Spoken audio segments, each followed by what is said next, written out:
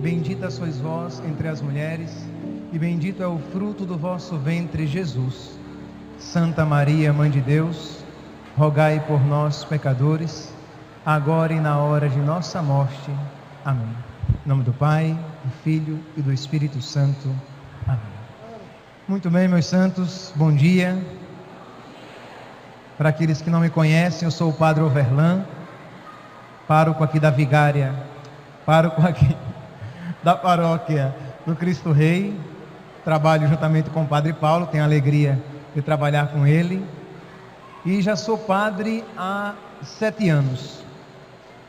Fui ordenado no dia 5 de junho de 2005. Fui a primeira turma dos formados pelo Padre Paulo, né? Primeira turma que ele, digamos, entregou ao bispo para que fosse ordenado. E o tema que me foi dado, meus santos, é eu falar da minha vocação, da minha experiência vocacional a partir do meu contato com a Virgem Maria. E eu fiquei feliz com esse tema, embora meio temeroso, né? Porque você começa a olhar para a sua vocação de uma maneira diferente, olhar com os olhos da Virgem Maria. Pois bem, vamos começar do começo, né? Já que eu irei falar da minha vocação, comecemos do começo. Eu sou um filho de uma família de 4 irmãos, somos 4. Meu irmão mais velho, meu irmão completa este ano 41 anos, eu com 36, e 2 irmãs com 30 anos. Muito bem, somos 4, são irmãs gêmeas. E lá em casa nós não éramos católicos, nós éramos, digamos assim, de tradição católica, mas não éramos uma família de experiência católica. Só que quando uma das minhas irmãs, quando elas tinham 5 anos, em uma delas surgiu uma manchinha branca no pescoço. E minha mãe as levou ao médico, e o médico disse que era vitiligo. Aquela doença que normalmente as manchas se espalham no corpo, na boca, no cotovelo, nas mãos, joelhos. E minha mãe ficou aperreada. Perceberam, né? Aperreada, eu sou do Nordeste, né? Sou natural de Maceió. E minha mãe ficou aperreada e fez uma promessa. Olhem que promessa piedosa da senhora minha mãe. Ela prometeu que durante 5 anos ela iria à missa todos os domingos. Não é que ela iria sempre. Quando terminasse os 5 anos, ela voltaria à vida de antigamente. Não iria mais. E ela fez essa promessa a Nossa Senhora Aparecida. Depois que a situação passa, meu Senhor, eu olho para trás e vejo o cuidado da Mãe de Deus, que nos presenteou com aquela doença para fazer dela a ocasião de trazer os seus filhos para junto dela, para junto de Deus. Se a minha irmã não tivesse adoecido, aquilo não teria acontecido. Minha mãe não teria provavelmente voltado para a igreja e, consequentemente, vocês talvez não tivessem um padre aqui falando para vocês. Pois bem, só que vocês sabem, né? Promessa de mãe, né? Mãe faz e os filhos pagam, né? Então ela prometeu, é uma maravilha. Então ela prometeu que ela iria à missa durante 5 anos. Diz ela, eu vou com Overlan e com Olive Meirinha. O meu irmão, o Belarquinho, ficou de fora. O meu irmão já era grandinho. Ora, se a minha irmã tinha 5 anos, eu tinha 9. Então minhas irmãs têm 32 anos. Que elas não escutem isso. Então, elas tinham 5, eu tinha 9 e o meu irmão tinha 14. Isso mesmo. Então ele já era grandinho, foi dispensado da promessa e eu não. Então domingo, estava eu lá, de shortinho, de sandalinha de missa, camisa de missa, para ir para a igreja. Com raiva, porque eu não queria ir para a missa, que eu não gostava de missa, eu não gostava de igreja, eu não gostava de padre, eu não gostava de nada. Mas por causa, palavras minhas, daquela manchada, eu ia à missa. Então, deu mais ou menos 4h30, a missa era às 5 da tarde, na capelinha de Nossa Senhora Aparecida. Estava eu à porta de casa para sair, todo arrumadinho. Quando eu chego à porta, os meus colegas que me veem, olham para mim e dizem: Beato Salu! Era a época daquela novela Roque Santeiro, né? Aí eu, piedosamente, vá tomar um milkshake. Beato Salu. Perceberam, né? Sentiram o grau do menino que não gostava de igreja, não gostava de missa, não gostava de nada. E lá vou eu, chorando para a igreja, porque não queria ir para a igreja. Chegando lá, do lado da minha irmã, e eu dizia: sua manchada, eu odeio você, a culpa é sua, eu sou aqui. E a minha irmã chorava, né? E a minha mãe, assim, muito piedosa, batia em mim, pá, pá, pá, na igreja. Me beliscava, puxava meu cabelo, até que eu tive que aprender que ou eu ia apanhando ou ia sem apanhar, mas eu não ia ficar sem vingança. Eu percebi que num dado momento da missa, entravam na minha cabeça com a cambuquinha dourada na missa. Cambuquinha é um pote dourado. E levavam e entregavam o padre cantando: sabe, Senhor, o que temos. E entrava, né? E eu olhando para aquilo, eu digo: já sei, tem algo de importante ali dentro. No outro domingo, 4 da tarde, eu prontinho, roupinha de missa, todo passadinho. Mãe, estou indo para a igreja. Minha mãe: menino, eu prometi a Nossa Senhora que você vai para a igreja comigo todo domingo durante 5 dias. Eu vou, mãe, eu só vou mais cedo. Para quê? Eu vou rezar. Minha mãe olhou para mim: mas tudo bem, o menino falou que ia rezar, né? Então vá. Mas olhe, eu como seus olhos se você não estiver lá. Quando minha mãe dizia isso, isso não era figura de linguagem. Ela queria comer meus olhos. Eu fui. Quando eu cheguei à igreja, as velhinhas de joelhos, rezando Ave Maria cheia de graça, rezando o terço. Eu cheguei, olhei para um lado, olhei para o outro, todo mundo de costas. Eu abro a cambuquinha, a igreja não tinha sacrário. Então colocavam as hóstias, que seriam as partículas que seriam consagradas à entrada da igreja, para que depois fossem levadas em procissão. Eu abri a cambuquinha, coloquei a mãozinha e crect, joguei no chão, pisei, joguei debaixo do banco e fui lá me ajoelhar, exultando por dentro. Eu tinha me vingado. Eu quebrei, eu não sabia nada, não tinha vivência de igreja de nada. Uma raiva porque eu não queria ir à missa. Quando chegou na hora do ofertório, que levaram a âmbula para o padre, que o padre abriu que ia consagrar, e se entreolhavam, e minha mãe olhou para mim e eu comigo: eu morro na cruz, mas eu nego. Eu calado, digo: não digo nada. Minha mãe: menino, digo: eu não fiz nada. No outro domingo, o pecado emburrece, meus santos. Se existe uma coisa que o pecado faz com a gente, é emburrecer. Lá vou eu de novo, no outro domingo, repetir a mesma proeza.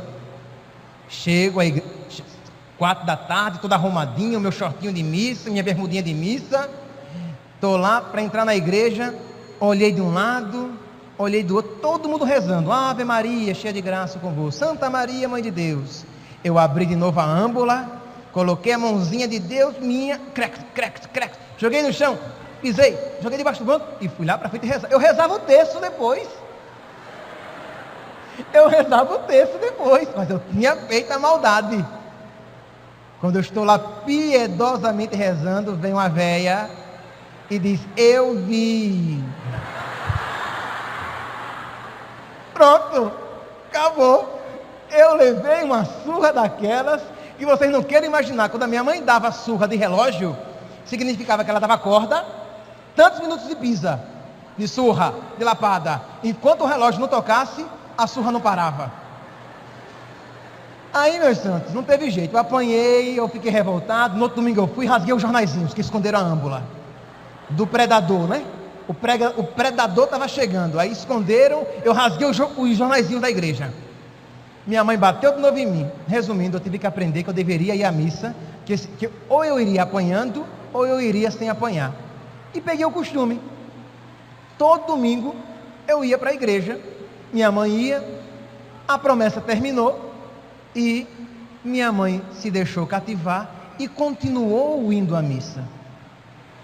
E Nossa Senhora concedeu a graça que ela havia pedido. Aquela mancha não só não se espalhou, como diminuiu, encolheu e ficou marronzinha debaixo dos cabelos da minha irmã, de modo que hoje não é um problema nenhum para nós. Pois bem, e eu peguei o costume, todo domingo eu ia à missa, só que passei no teste da escola técnica, porque eu queria era ser engenheiro químico, queria ter muitos filhos. Muitos filhos significa que eu queria 10, 12, 15, queria muitos filhos, entendeu? Eu dizia à minha mãe que era muito pouco, 4 filhos apenas. Eu queria muitos filhos. Então eu fui estudar na escola técnica, que eu queria ser engenheiro químico, eu queria ser pai de muitos filhos, eu queria casar e ser pai de muitos filhos. Então, fui ser técnico em química para depois fazer o vestibular para engenharia química. E lá, meus irmãos, existia uma senhora, a professora Selma, se ela estiver nos acompanhando pela internet, como os outros internautas, ela vai ouvir isso, ela sabe da participação que ela teve na minha vida. Aquela mulher, mariana, devota, quando ela entrou na sala para dar aula pela primeira vez de físico-química, eu olhei para ela e uma antipatia profunda brotou do meu coração. Eu não gostei daquela mulher. Eu olhei para ela e disse: não gostei dela. É interessante, meus santos, o quanto existe essa inimizade entre a Virgem e o diabo. A Virgem Maria preparando aquele menino que nem imaginava, preparando a vocação daquele menino. Mas também o inimigo não dorme. É como um leão a rugir, procurando a quem devorar, resistirem firmes na fé. Então, brotou aquela antipatia daquela mulher que falava sempre de Nossa Senhora no final das aulas. Ela tirava 5 minutinhos e falava sobre a Virgem Maria, o valor do texto. E olha que eu já ia à missa. Eu já era um rapaz de missa dominical, mas sem muito compromisso, sem muita ligação com Nosso Senhor, com a igreja, ia por costume. Nesse mesmo período, meus irmãos, minha família estava sendo virada de pernas para o ar. Problemas de infidelidade matrimonial, violência, e eu me lembro que foi o sofrimento mais uma vez que fez com que eu me aproximasse daquela professora que no início era tão chata a mim. Problemas em casa, como eu falei a vocês, violência física, violência verbal. E um dia eu fui para a escola técnica, eu estudava à tarde, com o coração angustiado, e aquela mulher começou a falar de Nossa Senhora, que ela era a rainha da paz, que ela cuidava dos seus filhos, que ela cuidava das famílias. E eu, que estava com a família tão atribulada, deixei a antipatia de lado e fui ouvir, fui abrir meu coração para ela, pedir um conselho, uma palavra. E olha que houve assim um processo. No início das aulas, eu sempre fui aluno de sentar na frente. Quando ela começou a dar aula, eu fui para trás. Fui o último aluno da turma. Mas pouco a pouco aquela história começou a me atrair. E eu ia pouco a pouco para frente para ouvir aquilo que ela falava. Mas eu dizia para os meus colegas, né, que ninguém iria dizer. Imagina, eu virar discípulo da Selma. Era assim que diziam. Então eu dizia que eu ia mais para frente para ouvir e melhor combater, para saber o que essa mulher está falando e contradizer o que ela dizia. Mentira! Aquilo que ela falava começou a cativar o meu coração. Eu desejava profundamente ouvir aquilo ali. Nesse meio tempo, um aspecto que eu preciso também falar é o que, como eu estava numa família mais ou menos atribulada, isso interfere um pouco na nossa vida interior. Eu era um jovem que gostava, entre os meus 14 e 16 anos, eu era um jovem que gostava de brigar e de roubar. Verdade. Eu brigava na rua, tinha soqueira, e eu saía na rua para brigar, bater e apanhar. Não valia só bater, eu tinha que bater e apanhar. E a minha alegria era levar murro forte e bater também nas pessoas. No carnaval, tem uma praça chamada Praça Moleque Namorador. Eu ia para essa praça para brigar. É tanto que, meus santos, dos meus amigos, um foi assassinado à porta de casa. E como eu sei que está sendo transmitido pela internet, não vou entrar em muitos detalhes, mas alguns amigos meus tiveram um fim muito triste, ou estão vivendo uma vida muito triste. Interessante, eu nunca deixei de estudar. A única coisa, digamos assim, de um bom menino, mas eu brigava. Nunca tomei droga, mas o meu apelido era doido. Era doido, que quando eu brigava, as pessoas diziam que eu ficava fora de mim, que eu voava na pessoa para querer matar aquela pessoa. Era algo, digo a vocês com toda sinceridade, meus santos, era algo muito ruim que existia dentro de mim. Pois bem, e roubar eu ia roubar em frente ao quartel onde meu pai trabalhava. Meu pai agora é coronel aposentado, então a minha emoção era roubar para quem sabe ser preso e levarem o trombadinha e eu humilhar meu pai em público com o filho dele ladrão. E não era roubar grande coisa, tem que roubar coisa pequena, mostrar para o dono e dizer, vem me pegar. Entendeu? Não era roubar escondido, era roubar ostensivamente. Eu estou roubando, faça alguma coisa. E eu corri, eu queria que a pessoa viesse a mim, para eu bater na pessoa, ela bater em mim, quem sabe eu ser preso. Nunca chegou a acontecer. Pois bem, então nesse meio tempo, desse rapaz revoltado, desse rapaz que brigava e que odiava o irmão, hoje graças a Deus eu e meu irmão nos damos muito bem, mas nós nos odiávamos, não sei se ele a mim, mas eu o odiava. Eu desejava a morte do meu irmão, e uma vez tentei fazer isso, como brigamos durante o dia, e nós brigávamos no tapa, porque eu era pequeno, cresci um tiquinho mais, né? Mas eu era que nem aquele cachorrinho pequeno, mas brabinho. Eu voava em cima dele, e ele maior do que eu, né? Eu levava a pior. Então eu maquinei, à noite, fui dormir, como é que eu mataria o meu irmão? Por que eu estou dizendo isso a vocês, meus santos? Para vocês verem o quanto nosso Senhor vai trabalhando o nosso coração, e o quanto eu acredito que a minha mãe cuidou de mim, porque se eu fosse entregue à minha própria sorte, eu estaria perdido. Ela me quis padre, aquela promessa e aquela consagração lá atrás, a Nossa Senhora não foi em vão. Eu passei a noite maquinando como é que eu faria. Matar com faca não daria certo, com revólver não tinha, com as mãos não tinha força, vou matar de susto. Seria cômico se não fosse trágico. 3 da manhã, na hora do capeta, eu me levanto, minha casa era um primeiro andar, eu desço, pego 2 tampas de alumínio, daquelas tampas grossas, entro no quarto e pá! Bato umas 3 vezes para assustá-lo, ele morrer. Ele não morreu, acordou vomitando, aperreado, queria me matar depois, mas eu queria destruir o meu irmão. Por quê?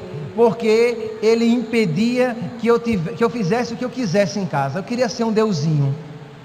Então um menino, um rapazinho bem complicado, bem briguento, bem difícil.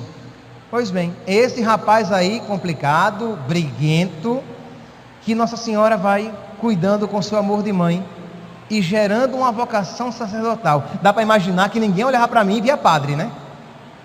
Ninguém imaginava que aquele troço podia ser padre. Pelo amor de Deus, Deus tem bom gosto, Deus não vai escolher aquilo ali. O tempo passou, então retornemos aqui para a escola técnica.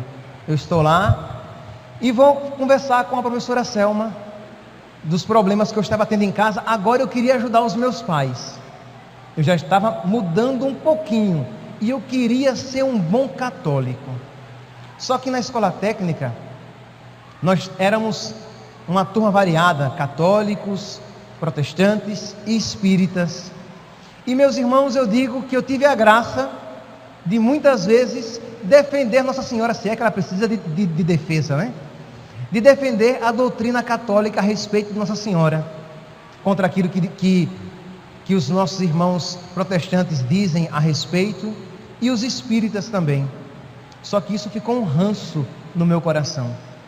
Durante a vida inteira eu defendi, dizendo que ela era a mãe de Deus, que ela era virgem, que ela intercede por nós, que nós podemos recorrer a ela, que podemos e devemos nos consagrar a ela. Mas, de tanto eu ouvir algo contrário, algo ficou no meu coração, e que só depois de muito tempo a Virgem Maria foi retirando no meu coração as reservas que eu tinha. Por exemplo, eu tinha já o livro da consagração, naquela edição antiga, já havia lido, mas sempre achei um negócio meio ostensivo, exagerado, e deixei de lado, porque digo, não, isso é demais, não precisa tanto. Por quê? Porque eu já havia ouvido tanta coisa contra Nossa Senhora, que falar da Virgem Maria dessa maneira seria muito difícil para mim.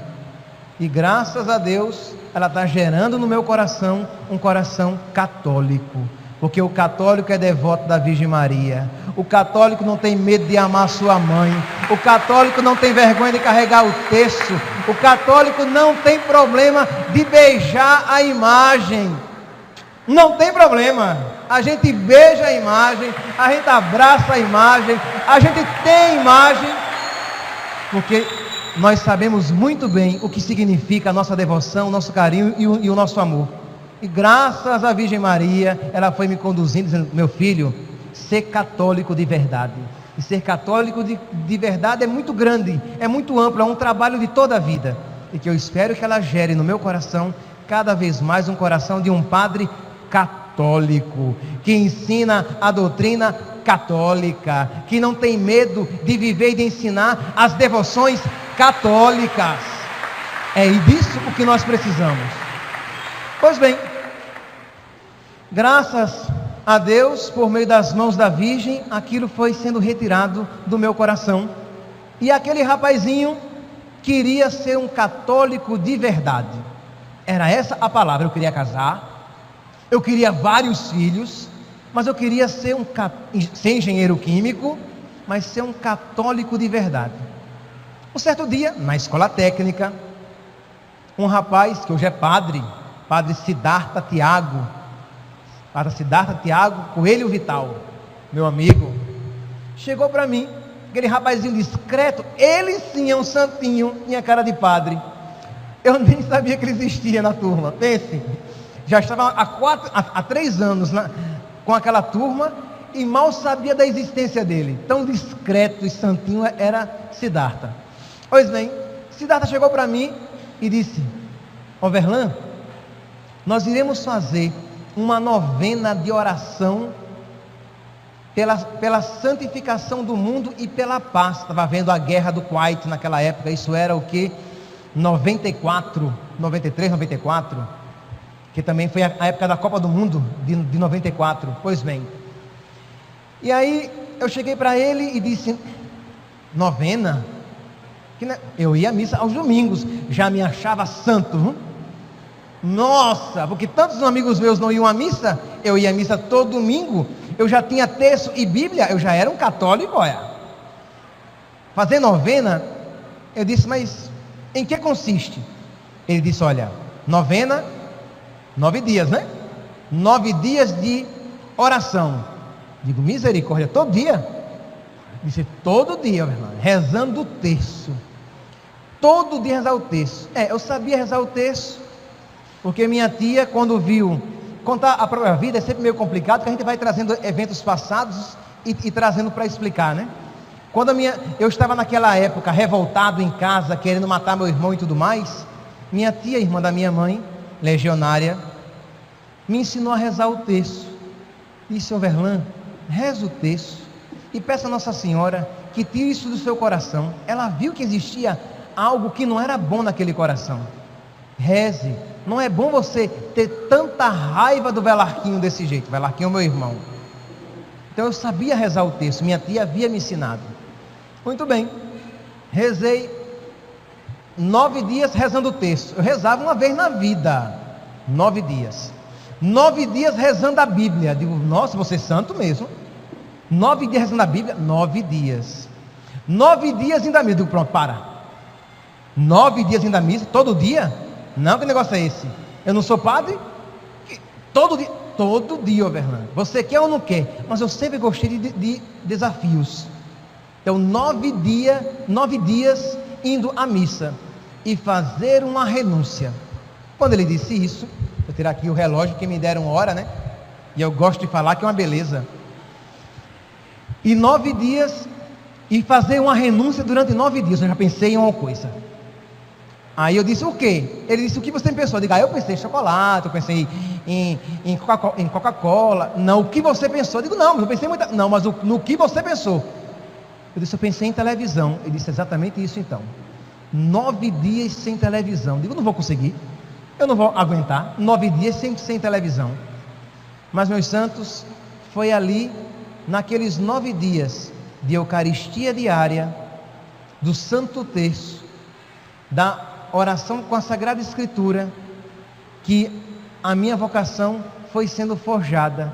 Por quê? Porque nesse período eu estava na missa, no domingo que ia começar, não, no domingo no meio da novena, eu estava na igreja e um rapaz, um seminarista, que eu não sabia que bicho era esse, o que era seminarista, chegou para mim e disse, você já pensou em ser padre?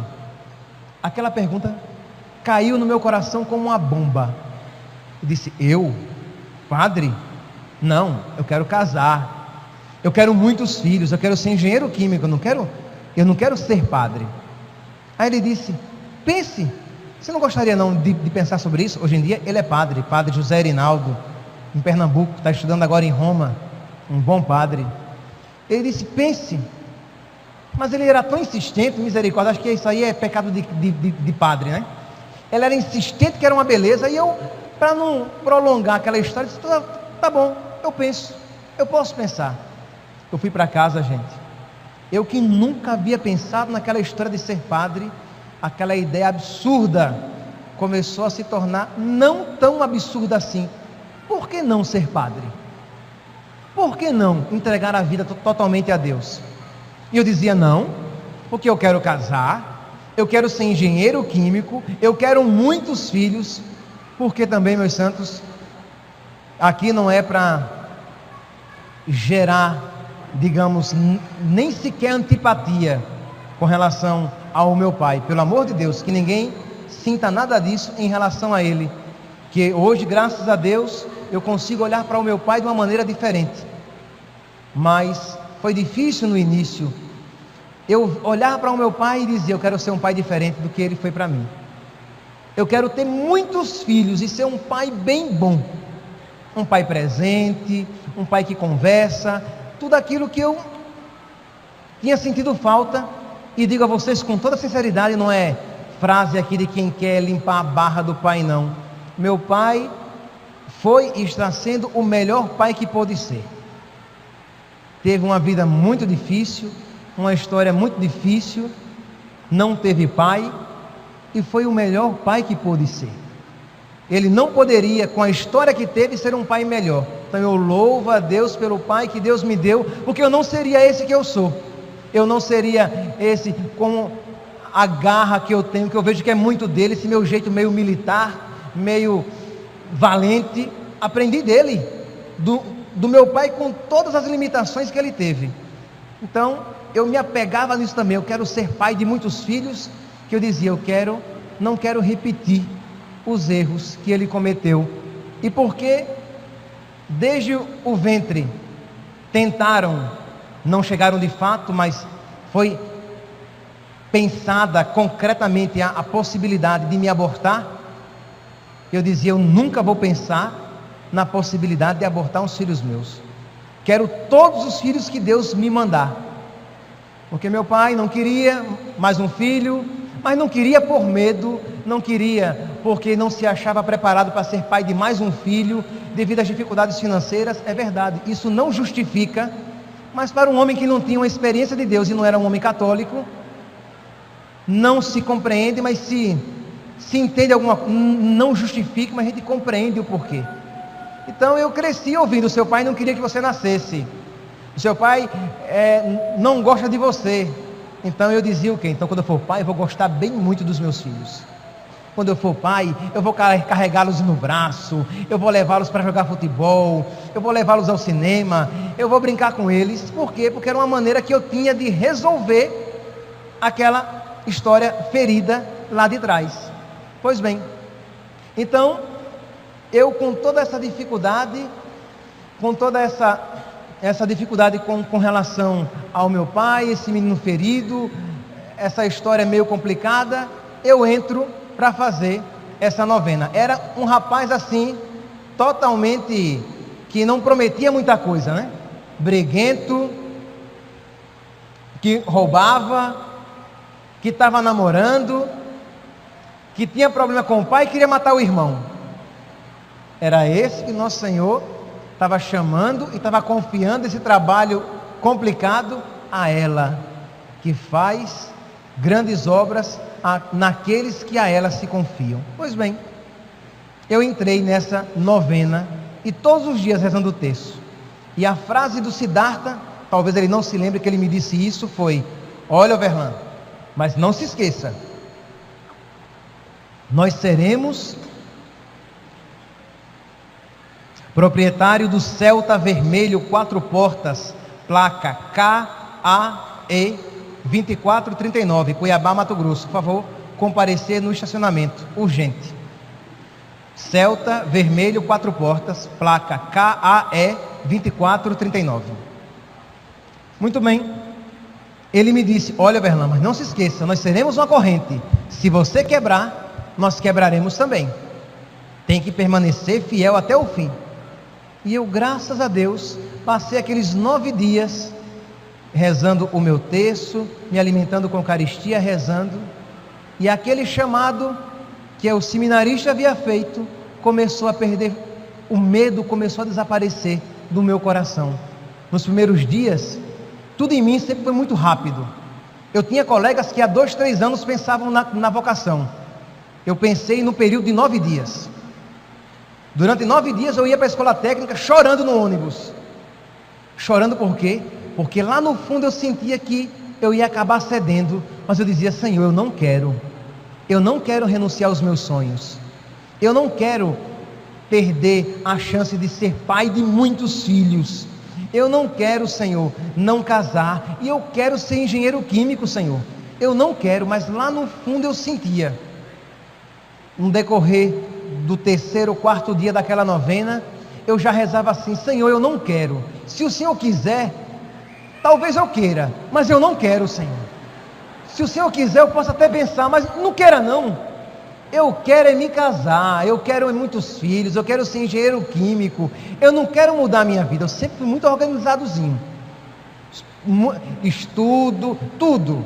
Então, mudar minha vida, mudar meus planos não estava no meu projeto. Não estava no script. Deixar que alguém mexa em tudo não estava me agradando muito. Mais ou menos no 6º, 7º dia, eu já rezava chorando. Digo a vocês, havia dias que eu entrava na sala de aula e não conseguia lá permanecer, porque eu era tomado por um choro, uma luta interior, porque eu dizia: meu Deus, eu vou acabar querendo. Onde é que eu estou me metendo? Onde é que eu estou me metendo? E eu não queria nem mais rezar, nada. E aquela angústia no coração. Mas eu aprendi a gostar de rezar o terço todos os dias. Aquilo que começou com os 9 dias, continuou. Eu ia rezar o terço, e quando eu rezava o terço, me dava um alívio naquela gastura. Aquele medo diminuía. Eu me sentia até corajoso de dizer sim, mas não vou arriscar tanto. Quando eu parava de rezar, eu fazia questão de esquecer e o medo voltava de novo. E eu dizia, já estava mudando: Senhor, se o Senhor quiser, eu quero, mas eu acho que eu não tenho vocação. Na minha cabeça, vocação não era chamado, vocação era qualidade.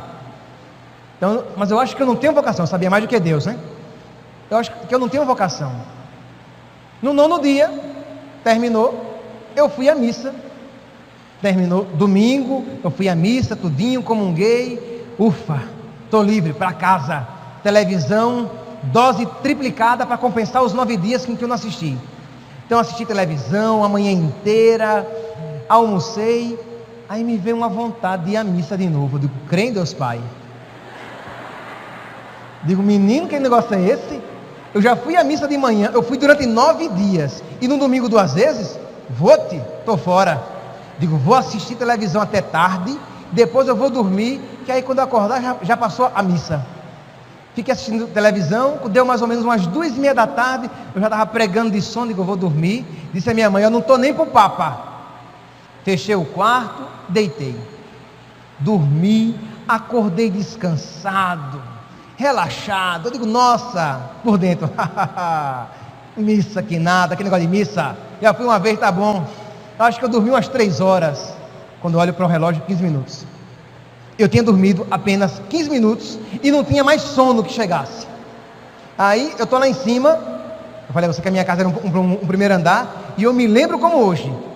Eu inventei de rezar o terço, e eu, com o terço na mão, dizendo, mas eu não vou para a igreja. Eu não vou de novo para a igreja, porque eu já fui. Aí minha mãe subiu e disse, no que foi? Eu digo, nada, eu não vou. Para onde? Eu digo, nada não, Jane. É uma longa história que eu chamo minha mãe pelo nome. Digo, é outra história. Minha mãe disse, nossa, enlouqueceu. Eu andando no corredor dizendo, eu não vou. 4h30 da tarde eu estava arrumado para ir. Com raiva, com angústia no coração, mas eu estava indo, mas sem querer. Então o que foi que eu fiz? Digo, olha assim, eu vou passar em frente à igreja e vou dizer, oi Jesus. E para provar que eu não vou, porque eu não vou, eu coloquei uma havaiana, uma japonesa no pé. Para o nordestino, japonesa é havaiana. Eu coloquei uma japonesa no pé e uma regata. Eu digo, não entro nunca na igreja de regata e havaiana. Não tem jeito. Coloquei bermuda, regata e havaiana. Eu digo, vou passar pela igreja. Mas aquele negócio me angustiando. Eu passo, vou. Conversei com um, conversei com outro, encontrei uma pessoa conhecida, parei, conversei com sua beleza. Digo, pronto, passou a missa. Não vai nem dar tempo mais de participar da missa. Digo, ótimo. Quando eu passando pela igreja, era uma música, até não sei, não precisa cantar não, porque a música nem bonita é. Com todo respeito ao Padre Jonas, era uma música que fala de mexe, remexe o meu ser. Era uma música assim, que estava tocando. Eu sei que era do Padre Jonas, porque eu tinha a fita cassete com essa música, da qual eu nem sequer gostava. E estava tocando, imagine, gente, podia ser uma música poderosa, não uma música bonita, não, foi com essa música. Eu passei em frente à igreja e aquela vontade forte, entre na igreja. Eu digo, Senhor, eu não vou entrar. Entre, rapaz. Eu digo, vou no primeiro genuflexório. Eu me ajoelho e pronto. E não tem conversa. Dali eu conversando com Deus. Dali eu não passo. Entrei na igreja, me ajoelhei e estava tocando essa música, mexe, remexe alguma coisa. Eu lembro que eu, na minha ingenuidade, eu disse, então tá bom, Senhor. Mexe, remexe, faz o que o Senhor quiser. O que o Senhor quiser, eu quero. E eu olhei para a imagem, que eu tenho um amor imenso, que é Nossa Senhora do Perpétuo Socorro. Como eu gosto daquela imagem de Jesus assustado, derrubando o chinelinho. E eu olhei assustado com aquilo que eu havia dito. Eu digo, pronto, estou frito, meu Deus.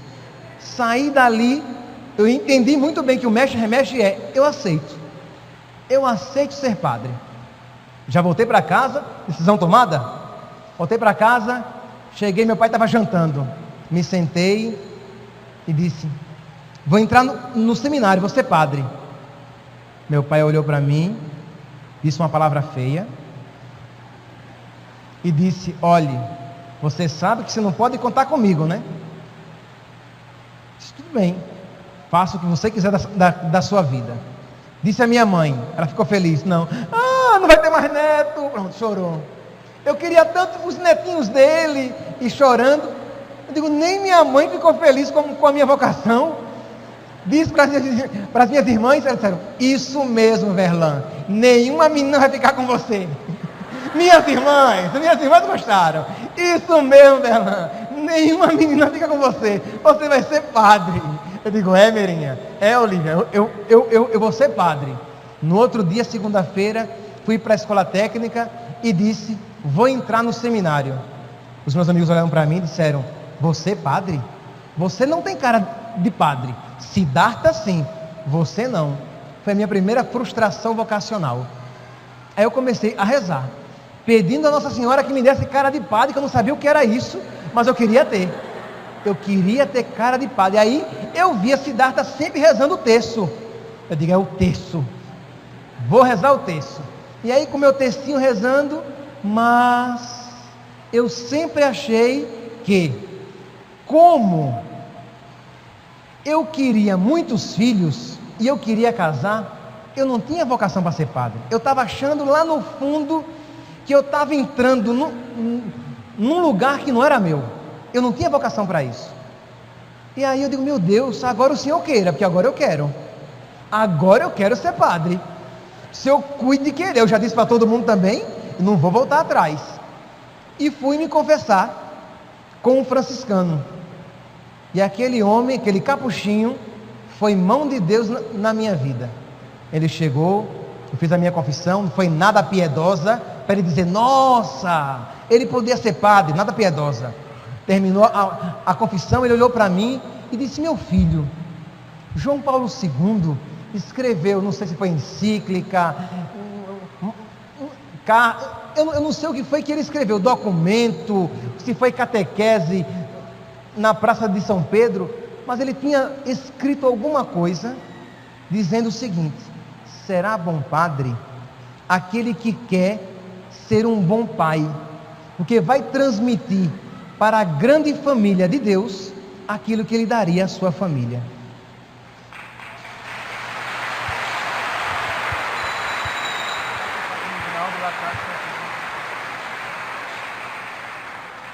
Padre Reginaldo e Padre Fábio estão atendendo confissões lá atrás. Quem precisar, pode se dirigir a eles.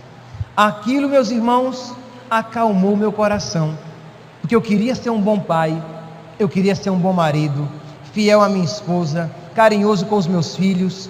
E quando eu ouvi daquele homem que do nada me dá um tiro assim: vai ser um bom pai, aquele que quer ser, vai ser um bom padre, aquele que quer ser um bom pai e um bom marido, porque vai transmitir para a grande família de Deus aquilo que ele daria à sua família. Aquilo acalmou meu coração. Eu volto para ele e digo: quer dizer então que quem tem vocação para ser padre pode querer casar? Ele disse: pode, só vai ter que escolher o que é que ele vai querer, se vai ser padre ou se ele vai casar. Eu digo: ah não, eu já decidi, eu quero ser padre. Ele: muito bem. Aí ele olhou para mim e perguntou: mas você gostaria que essa beleza do matrimônio desaparecesse do seu coração? E eu acho interessante a ação da graça, porque um menino não teria como dar uma resposta daquela. E eu me lembro que eu disse o seguinte: não, eu quero ter algo a oferecer. Eu não quero ver o matrimônio de uma maneira diferente. Eu quero continuar vendo o matrimônio como uma beleza, como algo belo, como uma vocação santa, como algo desejável. E eu quero mesmo assim dizer: Senhor, eu te ofereço isso, porque eu amo muito mais ser padre. Eu te ofereço esta vida na qual eu poderia me entregar, para entregar-me totalmente a ti no sacerdócio. Eu quero ter algo para oferecer. Um rapaz o quê? Com os seus 17, os seus 18 anos, eu entrei no seminário com 19 anos. Muito bem, disse isso, comecei agora a me preparar. O frei tinha me dito aquilo ali, era sinal seguro de que eu tinha vocação. Resumindo, meus santos, que o tempo é curto, eu entro no seminário de Nossa Senhora da Assunção. Naquele seminário lá em Maceió, eu aprendi mais ainda a ter um amor a Nossa Senhora, naquela imagem tão bela no seminário. Até os meninos sabem, Padre Siddhartha pode até confirmar isso. Eu sempre disse brincando: se um dia essa imagem desaparecer, fui eu quem a roubou, porque eu acho tão bonita aquela imagem. E quantas vezes eu ali não me coloquei em oração, derramei as minhas lágrimas, chorei. Graças a Deus, nunca pensei em deixar o seminário, nunca. Eu entrei no seminário, por graça de Deus, nunca desejei deixar o seminário, mas já senti muitas vezes o peso da vocação. Graças a Deus, e espero nunca sentir isso, nunca senti vontade de deixar o sacerdócio. Mas às vezes nós vemos o quão é grande essa responsabilidade e o quanto ela às vezes nos pesa. Então, quando eu era seminarista, era diante daquela imagem de Nossa Senhora da Assunção que eu colocava os meus problemas, as minhas dificuldades, a minha família. Quando eu entrei no seminário, minha casa estava com vários móveis quebrados. Meu pai havia brigado com a minha mãe, não por causa da minha saída, por outros motivos, e estava tudo quebrado. A máquina, me lembro especificamente a máquina de costurar, porque tínhamos acabado de comprar aquela máquina. E a minha mãe, meio chorosa, à porta de casa, eu com algumas malas levando para o seminário, e ela meio chorosa dizendo: vá com Deus, meu filho. Eu sabia que ela não iria dizer, minha mãe, uma mulher de coragem também, ela não iria dizer a mim que eu ficasse, mas eu sabia que ela queria que eu ficasse. Por quê? Porque meu pai sempre me respeitou. Se eu estivesse em casa, ele não iria agredir minha mãe na minha presença. Sempre, nesse sentido, sempre me respeitou. E eu sabia que eu estava saindo de casa, mas eu me lembrei da frase, à porta de casa. Existem coisas que nós nos lembramos de tudo, né? Eu me lembro, eu à porta de casa, minha mãe chorosa, e eu me lembrando da frase de Dom Bosco, que quando um rapaz sai de casa para entrar no seminário, Nossa Senhora faz as vezes dele, toma conta da família dele.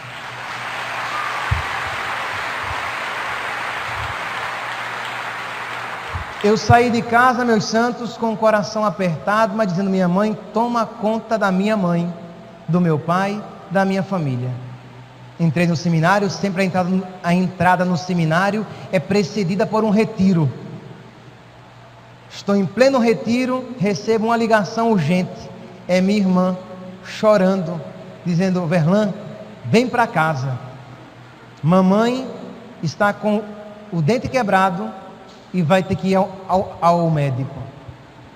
Eu ouvi aquilo, nem sei se a minha irmã algum dia compreendeu. Eu disse: mas eu estou em retiro, Olívia, eu não posso ir para casa. Mas mamãe brigou com o papai e está assim. Mas eu não posso, eu estou em retiro. Meu coração apertado, que eu mesmo achei aquela resposta absurda. Por que eu não falei com o reitor, não pedi dispensa, não fui rapidinho em casa? Eu disse que o meu lugar estava sendo ocupado pela Virgem Maria. E disse aquilo, desliguei o celular, e eu tinha um martelo no meu quarto. E eu lembro que eu chorava e martelava a cama de um misto de raiva e de violência, de dizer: eu creio ou não creio, eu acredito ou não acredito, eu não vou para casa, eu não vou para casa. E coitadinho do colchão ficou todo esburacado, porque a vontade que eu tinha de rasgar aquele colchão, porque eu não fui para casa. Os meus irmãos ficaram sofrendo e eu fui rezar. Os problemas continuaram, mas eu continuei no seminário, vim para cá, estou resumindo, que senão não daria tempo de falar tudo. Vim para cá, para o seminário Cristo Rei. Padre Paulo me convidou a vir para cá, para o seminário. Eu resisti tanto para vir para cá, mas ele foi mão de Deus. Depois de todas as justificativas que eu dei, a última foi: mas padre, eu não vou para aí porque é muito longe, e eu não tenho dinheiro de pagar passagem aérea, e passagem muito longa de ônibus me faz vomitar. Então tá bom, eu pago a passagem. A culpa é dele. Ele pagou a passagem. Eu digo: vou dizer o quê? Ele pagou, vim embora sem saber nada daqui. Mas antes de sair de casa, de sair de Maceió, A dona Maria Cícera, uma senhora que me acompanhava em oração, ela me deu uma corrente com uma medalha de Nossa Senhora das Graças e disse: Overlan, se consagra a Nossa Senhora. E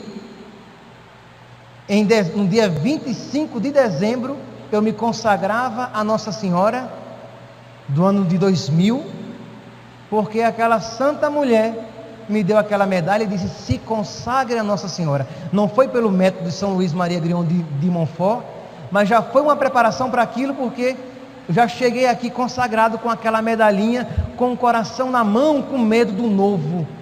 Aquele que tinha tudo certinho arrumado na sua vida, estava tendo a vida assim, totalmente desarrumada. Deus que mudou tudo, me tirou de Maceió, me trouxe para cá, e eu louvo tanto, agradeço tanto a alegria de estar aqui, de ser padre aqui nesse Mato Grosso. Não me vejo padre em outro lugar.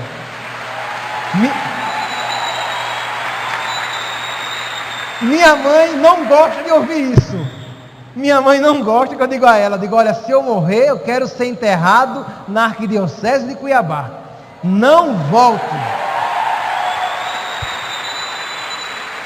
Amo Maceió, amo os padres de Maceió, aqueles que são meus amigos lá, mas não me vejo padre em outro lugar, suando muito, derretendo, aqui é quente, não tem problema, mas foi aqui que nosso Senhor foi transformando ainda mais a minha vida.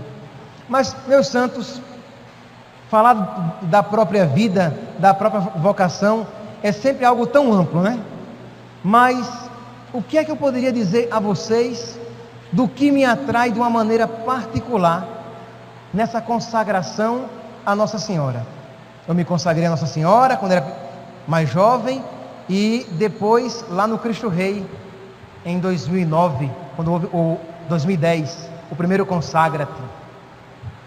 Mas o que me atrai, eu até trouxe o livro, o que me atrai nesta consagração é que um consagrado de Nossa Senhora, e de um modo particular um sacerdote, mas não apenas, todos nós, que esta consagração, ela não é uma coisinha para homem frouxo, para mulher frouxa, que quer continuar sendo frouxo, mas é para alguém que sabe que é frouxo, mas que quer ser corajoso, para alguém que sabe que é fraco, mas que quer ser forte, para alguém que sabe que ao entrar nesta consagração vai ter luta, mas que quer lutar. No número 48 deste livro, nós encontramos aqui uma profecia de São Luís, dizendo como serão as almas consagradas a Jesus. Todos nós que nos consagrarmos, aqueles que renovarmos e aqueles que fizermos esta consagração pela primeira vez, como serão essas almas nos últimos tempos.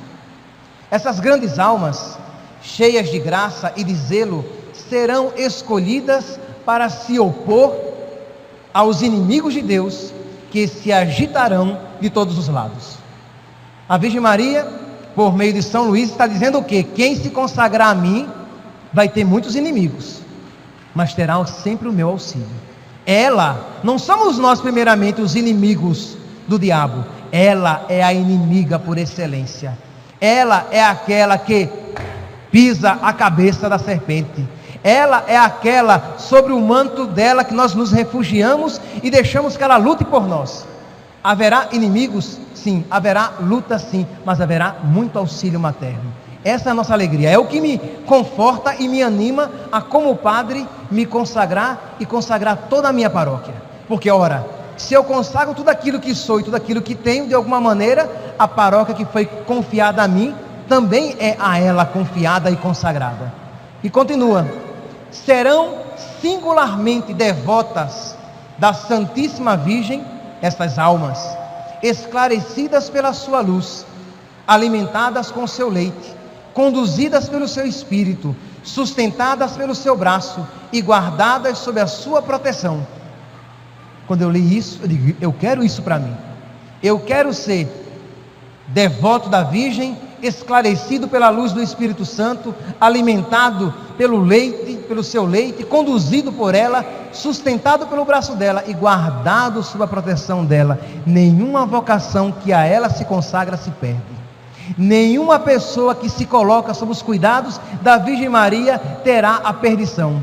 Nenhum daquele que se consagra verdadeiramente terá a salvação eterna perdida. Esta é a nossa confiança, esta é a minha alegria, e eu também tenho firme esperança que um sacerdote que se consagra de coração à Virgem Maria será um santo e fecundo sacerdote, e eu peço essa graça para mim.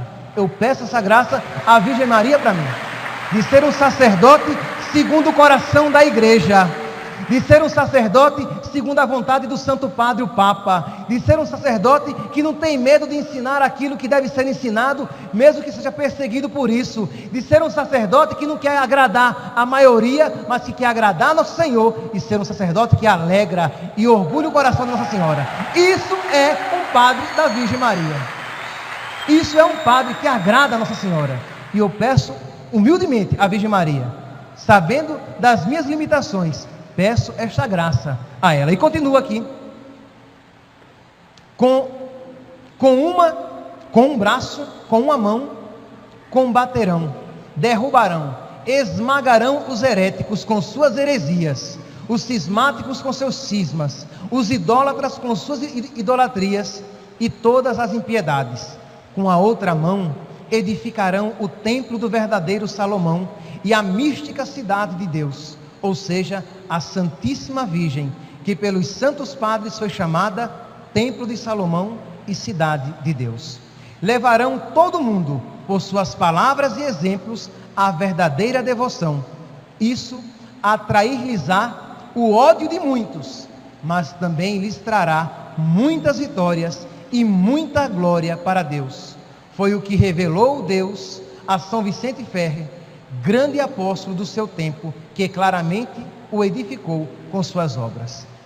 Isto aqui, meus irmãos, é uma graça que não apenas os sacerdotes desejamos, de construir, por meio das palavras e exemplos, a verdadeira devoção e atrair muitas almas para Deus, mesmo que para isso se torne um inimigo, um oponente daquele que se levanta contra Deus.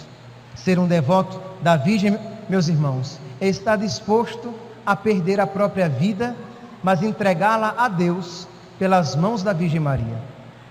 O bem-aventurado João Paulo II dizia, e com estas palavras quero terminar, o bem-aventurado João Paulo II dizia que não existe melhor devoção do que esta, do que o consagrar-se totalmente a Nossa Senhora, porque aquele que se consagra totalmente a ela será totalmente de Deus. No número 120 desse livro, quem depois quiser ler, no número 120, eu li agora o número 48, mas no número 120, São Luís Maria Grignon de Montfort fala dessa perfeita devoção, e que João Paulo II cita de alguma maneira este número, dizendo a perfeição desta devoção à Virgem Maria.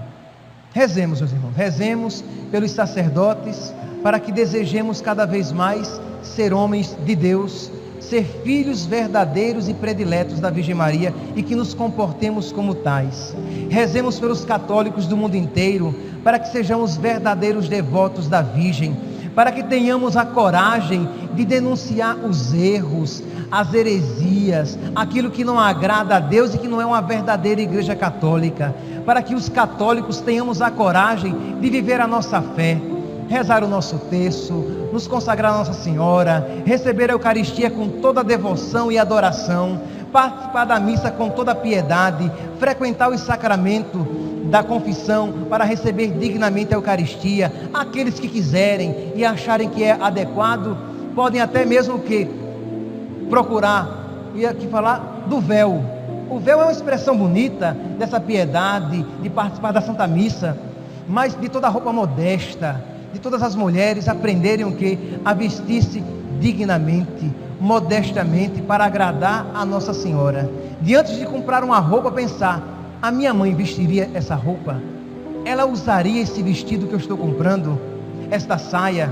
Isso agradaria os rapazes? De olhar para São José e dizer, isso daqui agradaria a Deus? São José usaria essa roupa?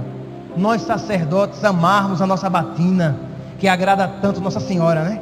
Ela ama quando seus filhos vestem a sua batina, e principalmente quando honram a sua batina. É católico. Quando a gente pensa num padre, normalmente a gente pensa num padre de batina, de hábito. Pensa em Padre Pio, você pensa num hábito franciscano.